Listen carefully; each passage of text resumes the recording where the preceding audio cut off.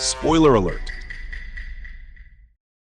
It was the year 1945 in April, and the Western Allied invasion of Germany encounters strong resistance. Smoke and silence fill the air. The dead lie all around, machines and tanks, shattered and broken. Through the smoke, a white horse steps over the bloodied field and rubble. The rider, a Nazi general, scanning the field when suddenly he was jumped by Sergeant Don War Daddy Collier. Don released the horse before rejoining his tank crew again. The M4 Sherman tank has the name Fury painted on its barrel, and Grady is currently repairing the tank as he curses Don for getting them into this mess and losing a member of the crew. Red was KIA. But Boyd, a soldier who loves reading the Bible, says that it was the Germans' fault and also mentioned that the rest of the crew is alive because of God's good grace. The last member of the crew is the driver, Trini Gordo Garcia. As Grady finished repairing Fury, a barrage of bombs started dropping on the battlefield one more time. Thankfully, they managed to escape the field with no further damage. Don is a strong and serious leader. He has seen many of his friends die, but never shows his hurt feelings in front of the crew. He wants to protect them and help them stay alive. As soon as they reach the forward operating base, a new soldier, Private First Class Norman Ellison, is assigned to join the crew to replace their lost member. Norman is a young typist clerk and has never experienced war up close and personal before. On meeting Norman for the first time, Sergeant Don was not happy at all because Norman is too young and inexperienced.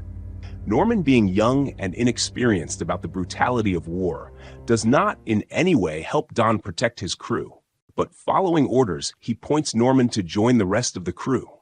The others think he is weak and do not trust him. They believe he will make mistakes that could get them all killed. Norman has never even seen the inside of a tank, doesn't know how to reload a gun. He feels lost and scared. He is a typist, not a tank rider. As Sergeant Don discusses the war situation with the other sergeants, the 1st Platoon gets a new instruction from their commander to meet up with Baker Company in a nearby town. Don gets back into the tank with his crew. Norman is nervous. He is still learning what to do. The crew roll out in their tank, along with other tanks and soldiers. Along the way, Norman spotted a German soldier hiding in the tree line. But his hesitant and inexperienced decision caused the platoon to lose a tank as the soldier hit it with a Panzerfaust. Norman witnesses the member of the tank crew burning in pain. This was his first experience of the brutality of war. Sergeant Don was not impressed by Norman's hesitancy and warned him that he is putting the crew and his fellow soldiers in danger if he continues to be hesitant and scared. Arriving at the next town, Sergeant Don receives a task to help rescue another platoon that's getting pinned at another nearby town. The mission also includes capturing the town currently full of German soldiers. If successful, he will have to push forward to meet up with the commander. The crew gets back in their tank, and they head towards their new objective. On reaching the location, Sergeant Don scans the smoking vehicles ahead. He then orders the rest of the soldiers to walk on foot as they take cover behind the tanks. As they approach the burning vehicles, the pinned soldiers start moving behind the tanks as well, rejoining their brothers in arms. Then suddenly, a barrage of bullets and projectiles starts coming their way. The Germans have set up another ambush for them, and bullets start flying everywhere. An anti-tank perfectly camouflaged in the forest takes aim, only barely missing its target. Sergeant Don spots the high explosive projectile's origin and orders all 4 tanks to shoot at around that spot. And soon enough, a huge explosion erupts. The celebration didn't last long, however, as another HE projectile from an anti-tank flies by from a distant forest. Focusing on the location, all 4 tanks start shooting again, and one of them scores a direct hit. As they approach the tree lines, Gordo tells Norman to start shooting as well, but he hesitates and gets panicked. His clumsiness almost causes the entire crew their lives. And as he sees the dead lying out in the field, he hesitates again, saying that they're already dead anyway. Soon the area was cleared. As they regroup, Sergeant Don tells Norman that he had promised his crew a long time ago to keep them alive. and Norman is getting in the way of keeping his promises. Norman apologizes and tells Don that he was only trained to type 60 words a minute, not to gun down another soul. Don understands what Norman is going through, but as someone who has witnessed the brutality of war, he knows that Norman's current mentality will put the whole crew in jeopardy. Outside, a German soldier was about to get shot, but Don intervened. He then calls Norman over and orders him to finish the job. Norman weeps and rebels, asking Don to shoot him instead. He is sickened by death. He is the last piece of innocence left in the tank, and Don will assist Norman in eroding his emotional feeling. Such is the reality of war. The rest of the soldiers disperse as they laugh at Norman, even though at one point they used to be like him. Sergeant Don felt the pain Norman is going through, but it has to be done. Norman returns to his brothers, as he repeats, "My conscience is clean," several times. They then talk to him about their war journey with Don, and how he has always managed to keep them alive. They explain that what Don did was only to keep them all alive. As they approach the town, they witness bodies of civilians refusing to fight the war hanging on posts. As they enter the town, another fight broke. Another deadly ambush and a lot of lives lost. As fury takes a turn, the anti-tank crew greet it with a shell, but it got deflected. Noticing the direction of the shell, Sergeant Don orders his crew to blow it up. Smoke filled the building as the soldiers yell in anguish. The few who survived the blast decided to surrender, but as they came out, Norman sprayed them with bullets. His heart felt no remorse for them this time. With the anti-tank gone, the other soldiers hidden in other buildings finally decided to surrender as well. Sergeant Don accepted their surrender, taking them as prisoners, but he did not let the SS soldier go free, for he is responsible for hanging the civilians. With the town liberated, the soldiers take a short break. Don noticed a woman looking at them through the window. He walks up the stairs and tells Norman to follow him. Suspecting she's hiding soldiers, Don threatens her as they search each room. But he found a young lady instead, hiding under the bed. With all the rooms cleared, Don speaks calmly to these nervous ladies. For once, he shows gentleness, the kind of man he used to be before the war. He also gives them eggs to prepare a meal. In a rare moment of peace, Norman starts playing the piano as he follows the sheet. The young lady, Emma, was impressed to see him play, and she went on to sing along to the tune he plays. But their smiles both fade into sadness as they notice the scars on Don's back. Returning to reality, Norman stopped playing the piano, and Don suggested Norman spend some time alone with Emma. Irma wanted to stop them, but Don reminded her that the future is uncertain for all of them here. Norman sees her not as an enemy, but as a person. In Emma, Norman rediscovers something human, love, or at least the illusion of it. With the meals prepared, Irma sets up the plate, but the rest of the crew decided to join them too.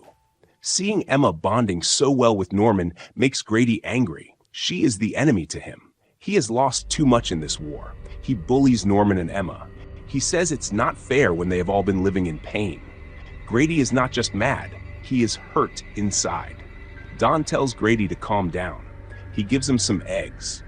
Grady sits down and eats, but he is still in a bad mood, mocking Don for pretending to have a peaceful life. Emma cries as he bullies her. Gordo shares a story of their war journey as they were eating. Suddenly, a soldier entered to inform Don that they receive a new mission. The crew gets ready to head out, and Grady won't even let Norman say a proper goodbye to Emma. As Don received the briefing for his new objective, a loud explosion rang out. Bombs were dropping from the sky, causing panic and destruction. As the dust and smoke settled around them, Norman noticed that one of the bombs had struck the building where Emma lived, so he rushed to find her.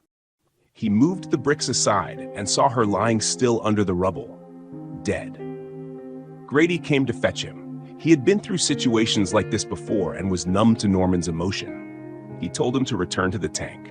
"It's called war," he yelled. As they advanced toward the new objective, distant cities burned under clouds of smoke. Pointing to the black plume, Don recounted his journey since joining the war to Norman. The countless battles in Africa, France, Belgium, and now Germany. The deaths he had witnessed and the many more that would follow until the war ended. Norman starts to understand the brutality of war and that he has to keep moving forward until it's over. As they moved along the muddy road, a sudden blast shattered one of the tanks, killing everyone inside instantly. On high alert, they searched for the source of the projectile when another shot rang out. At a distance, they spotted a Tiger, the deadliest tank of its time. The three remaining tanks started pushing forward to attack the Tiger, but their shells deflected off its armor. A second shot from the Tiger destroyed another Sherman. The two surviving tanks maneuvered to flank the Tiger, hoping to strike where its armor was weaker. Yet another direct hit by the Tiger obliterated the other Sherman immediately. Realizing Don's plan, the Tiger reversed desperately to prevent Fury from targeting its rear. As they get closer to the rear, the first shot was fired, but it missed the target. The Tiger responded with its own shell, grazing Fury and causing minor damage. Thanks to Gordo's expert maneuvering, the tank kept moving. A second shot penetrated the Tiger's armor, engulfing it in smoke, and a third strike ensured its destruction. The surviving crew emerged from the Tiger and attempted to flee, but Norman would not let them escape so easily this time. He fired without remorse. When the dust settled, Don looked at the wreckage. His brothers-in-arms were all gone. With heavy hearts, the crew composed themselves, and they were relieved to have survived another battle. Don reminded them they still had a mission to complete, and they moved forward again. As they approached the location, Fury struck a mine that took out its track, so Don sent Grady and Norman to inspect a nearby building. It was empty, but before they returned, Grady apologized to Norman for his earlier behavior at Irma's house, and Norman accepted. Don then sent Norman ahead to scout while the crew repaired Fury. Norman found a place to rest, but soon heard vehicles and saw hundreds of German soldiers approaching. He ran back as fast as he could to warn Don. Upon receiving the news, Don concluded that Norman had spotted an SS battalion. The tank was still immobile. They were trapped. Boyd and Grady suggested they hide at a distance to let the enemy pass, but Don refused. He would hold the crossroads and stick to the mission, but he suggested they go find a place to hide. Norman, grieving his recent loss, agreed to stay with Don and face the approaching army head-on. Grady, Gordo, and Boyd refused to go away too. They will stand and fight together as a family. Don welcomed their resolve, and they prepared for the coming battle. They laid dead bodies around the tank to simulate a recent clash, then climbed inside and waited. Don then takes out a bottle of wine that he had been saving for them to celebrate the end of the war. But they might not make it till the end now. As they enjoyed the drink, footsteps can be heard approaching from a distance. The time has come. The soldiers were cautious as they approached the tank. As one of them opened the hatch, he was greeted with bullets. Fury's barrel sang and bullets shattered the silence. The soldiers started running for cover as bullets flew their way. As the evening faded into night, the crew's ammunition dwindled while the enemy took cover in the shadows. Don lobbed smoke grenades to conceal the tank and recover the ammo from the outside gun. With Gordo and Norman providing covering fire, Don collected the ammunition. Boyd handed them inside while Grady reloaded at top speed. Don took a few shots at the approaching soldier as he prepared to close the hatch, but a bullet landed on his arm. Soon, the tank's machine gun started firing again, and the soldiers dispersed as they panicked. As Boyd took care of Don's wound, he began quoting the Bible. Boyd was impressed as Don never displayed his beliefs before. Outside, the soldiers began approaching the tank in secret as they planned on hitting it with their Panzerfaust. As one of them took the shot, he missed, but the second soldier scored a direct hit, killing Grady instantly. Boyd wept, but Don urged him to keep fighting. Norman kept spraying bullets at the endless incoming soldiers, and soon enough his ammo ran out, so they decided to open their hatches for a last stand. Gordo was hit before he could throw his grenade, sacrificing himself to contain the explosion. Boyd fell as well. Meanwhile, Don manned the outside machine gun until a sniper's bullet felled him. With his remaining strength, he clambered back inside and closed the hatch. He ordered Norman to open the bottom hatch and hide before the Germans dropped grenades inside. Norman heard the blasts and hid under the tank. He started covering himself with dirt as he thought about his fallen brothers. The soldiers climbed on the tank to make sure everyone inside was dead. As the battalion prepared to depart, a soldier peeked under the tank and spotted Norman.